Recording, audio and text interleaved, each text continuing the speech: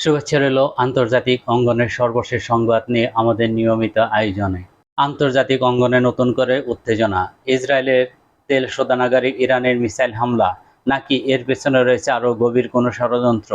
ভারত পাকিস্তান সীমান্তে যুদ্ধের দামামা, নাকি পুরোটা রাজনৈতিক চাল?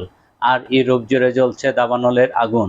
প্রকৃতি এই রুদ্রমূর্তির পেছনে কারণ কি? সত্য জানতে চোখ রাখুন ডিজিটাল নিউজ টিভির পর্দায়। আজ খবরের গভীরে যাব আমরা, যেখানে প্রতিটি ঘটনায় একটির সাথে অন্যটি জড়িত। আমাদের সাথেই থাকুন। স্বাগতম ডিজিটাল নিউজ টিভিতে। উপস্থাপনায় আমি আছি এস এম রহমান। চলুন দেখে নেওয়া যাক আজকের বিস্তারিত সংবাদ। ইরান ইসরায়েল উত্তেজনা। মধ্যপ্রাচ্যের আকাশে আবারও যুদ্ধের ঘনঘটা। ইরান ইসরায়েলের উত্তেজনা এবার নতুন মাত্রা পেয়েছে। ইসরায়েলের একটি গুরুত্বপূর্ণ তেল শোধনাগারে ভয়াবহ মিসাইল হামলা ঘটনা ঘটেছে।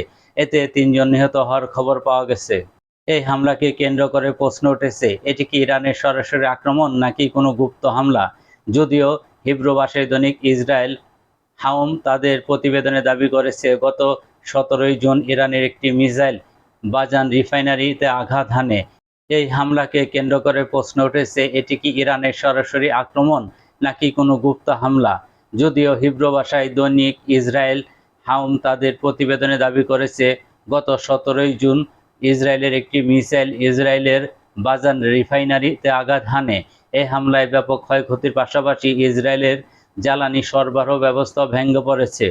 এ থেকে ইরান এই হামলার দায় সরাসরি স্বীকার না করলেও তাদের সামরিক বাহিনী পাল্টা আক্রমণের জন্য প্রস্তুত বলে জানিয়েছে। বিশ্লেষকরা মনে করেন, এই ঘটনায় একটি পূর্ণমাত্রার যুদ্ধের সূচনা করতে পারে, যার প্রভাব পড়বে পুরো বিশ্বে জ্বালানি বাজারে। ভারত পাকিস্তান যুদ্ধবিরতি লঙ্ঘন ও মার্কিন যুক্তরাষ্ট্রের ভূমিকা।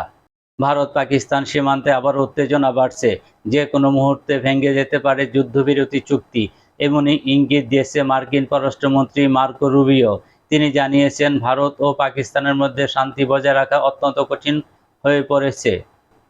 কাশ্মীর সীমান্তে সম্প্রতি দুই দেশের সেনাবাহিনীর মধ্যে বিক্ষিপ্ত সংঘর্ষের ঘটনা ঘটেছে।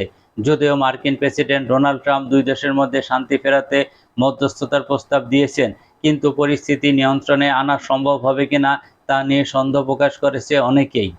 মার্কো রুবি আরও বলেন, আমরা প্রতিদিন পরিস্থিতির উপর নজর রাখছি।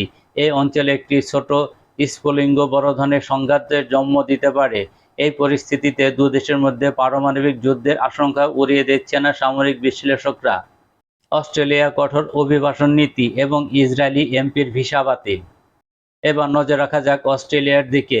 ঘৃণা ও বিভাজনের বার্তা ছড়ানো ব্যক্তির বিরুদ্ধে কঠোর অবস্থান নিয়েছে অস্ট্রেলিয়া সরকার। সম্প্রতি ইসরায়েলের কট্টর ডানপন্থী এমপি শিমচা রথম্যানের ভিসা বাতিল করেছে দেশটি। অস্ট্রেলিয়ার স্বরাষ্ট্রমন্ত্রী টনি বার্গ এক বিবৃতিতে বলেন, যারা আমাদের দেশে ঘৃণা ছড়াতে আসে তাদের জন্য আমাদের দরজা বন্ধ। আমরা এখানে আপনাকে চাই না। এই ঘটনা আন্তর্জাতিক মহলে ব্যাপক আলোচনার জন্ম দিয়েছে। অনেকে অস্ট্রেলিয়ার এই পদক্ষেপকে স্বাগত জানালেও কেউ কেউ এটিকে মত প্রকাশের স্বাধীনতার উপর হস্তক্ষেপ হিসাবে দেখেছে। ভারতে সাম্প্রদায়িক উত্তেজনা। ভারতের গুজরাটে স্বাধীনতা দিবসে এক অনুষ্ঠানে মুসলিম মেয়েকে সন্ত্রাসী হিসেবে উপস্থাপন করার একটি ভিডিও ভাইরাল হয়েছে, যা নিয়ে দেশজুড়ে ব্যাপক ক্ষোভের সৃষ্টি হয়েছে। ভিডিওতে দেখা যায়, স্কুলের একটি নাটকে বোরকা পরা মেয়েদের সন্ত্রাস হিসেবে দেখানো হচ্ছে। এ ঘটনায় মুসলিম সম্প্রদায়ের মধ্যে তীব্র প্রতিক্রিয়া দেখা দিয়েছে। স্থানীয় প্রশাসন এবং স্কুল কর্তৃপক্ষ বিষয়টি তদন্তের আশ্বাস দিয়েছে। তবে সমালোচকরা বলছে, এই ধরনের ঘটনা ভারতের ধর্মনিরপেক্ষ ভাবমূর্তিকে ক্ষুণ্ণ করেছে এবং সাম্প্রদায়িক বিভেদ বাড়িয়ে তুলেছে। ইউক্রেন রাশিয়া সংকট এবং ক্রিমিয়া সেতুতে হামলা। ইউক্রেন রাশিয়া সংকট আরও ঘনীভূত হচ্ছে। শান্তি আলোচনা ব্যাহত করার জন্য ইউক্রেন ক্রিমিয়া সেতু উড়িয়ে দেওয়ার চেষ্টা করেছে বলে অভিযোগ করেছে রাশিয়া। রুশ প্রতিরক্ষা মন্ত্রণালয় জানিয়েছে, তাদের আকাশ প্রতিরক্ষা ব্যবস্থা ইউক্রেনের দুটি মিসাইল ধ্বংস করেছে।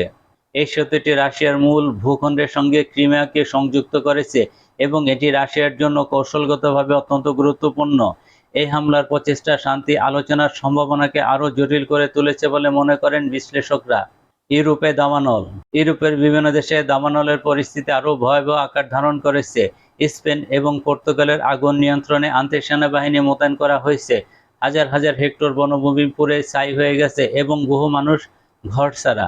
এই ছিল আজকের মতো ডিজিটাল নিউজ টিভির আয়োজনে। আন্তর্জাতিক এবং দেশীয় সব গুরুত্বপূর্ণ খবরের সর্বশেষ আপডেট পেতে আমাদের চ্যানেলটি সাবস্ক্রাইব করুন এবং বেল আইকনে ক্লিক করুন। ধন্যবাদ।